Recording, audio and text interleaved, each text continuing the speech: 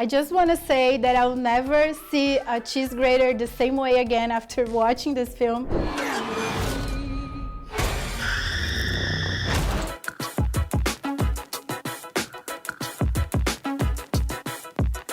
So there is an insane amount of blood in this film, and I wonder how complicated is it to work with this 6,000 liters of liquid and how to get rid of it after you're shooting. That's a great question because it is really challenging because blood is the actor that doesn't want to take any notes. It wants to do what it does. And I think one of the hardest things is not everything goes perfect on a movie set. It never does, which is why we do many, many takes of things. And with blood, because it's so messy and it gets everywhere, it takes quite a lot of time to clean up. So if we had a big stunt that didn't go well with blood, I'd lose a lot of time. So it can be really challenging, but I also knew that there needed to be a lot of blood in this movie, and that level of blood needed to increase and increase as the story went along. Well, there were moments where it was the best time and then the worst time of my life, but a rare opportunity, and like the inner child in me was just stoked to be a part of the Evil Dead franchise. And I mean, the blood is like almost a character in itself in the Evil Dead film. Through the franchise, The Cabin in the Woods was almost a character itself. So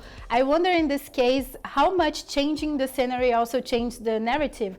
And how did you came up with the idea of taking the story to another place this time? We all like the idea of what would happen if the Necronomicon appeared in, a modern urban environment or close to a family, is the fact that these characters are in their home, a safe place. The horror chucking a domestic situation into the blender is so great, and that's the beauty of the horror genre. It seeps into the dark spaces and really like plays with your head. When you walk into a creepy cabin, it's easy for your imagination to get scared. But when when you're in your own home and things start to go wrong, I think it's all the more dreadful and all the more devastating.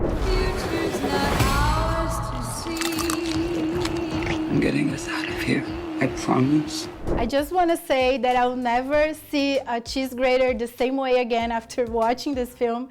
And I imagine that picking up the torture instruments must be fun. So how does it work? How do you choose the weapons to traumatize the audience? And I tried to plant some of the weapons that you typically have in your home around the place so that they could be used later in the story. But also I wrote the film during the first wave of COVID in 2020, when all of us were locked in our homes. So therefore I had a lot of time to look at the objects in my apartment and to think about how I could best use them inside an Evil Dead movie. Alyssa, the characterization of Ellie is terrifying. So how was your first thought when you saw yourself like that, and how does the look help you to getting the character? We had lots of different makeup tests, so it's not like you go from not being a monster to being a monster overnight. It's like this gradual process and a collaboration. Once it's all on you, it does the work. Like you believe yourself, you see it and you're in it, and it really just helps you believe that you're actually a demon.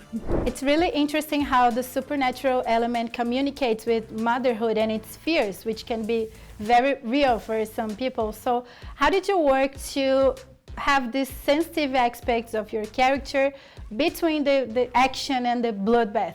I actually even just had a conversation this morning about mothers not only fearing that their children are going to be harmed, but that they're the ones that are going to harm them. I love that this feels like a horror film for women, just from the get, but also like there are layers to it. I think that people can keep discovering.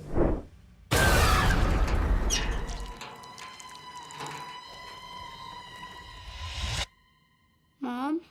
Mommy's with the maggots now.